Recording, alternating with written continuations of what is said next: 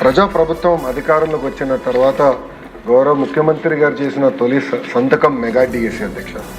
5 సంవత్సరాలు ఎక్కడ గత ప్రభుత్వం ఒక్క డిఎస్సి కూడా ఏర్పాటు చేయలేదు అధ్యక్ష.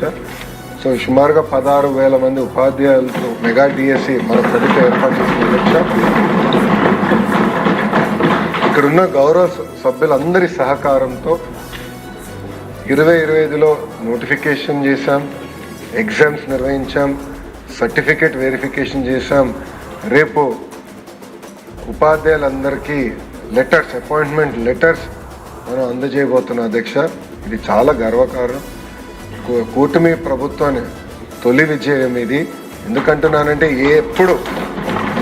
ఎప్పుడు డిఎస్సి నోటిఫికేషన్ ఇస్తే స్టే వచ్చేది, ఇలాంటి ఇబ్బంది పెట్టేవారు అధ్యక్ష.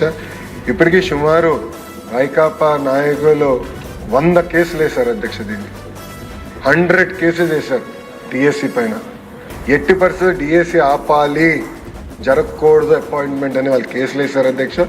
కానీ నోటిఫికేషన్ పకడ్బందీగా ఇచ్చాం కనుకనే ఎక్కడ ఒక్క స్టే కూడా రాలేదు.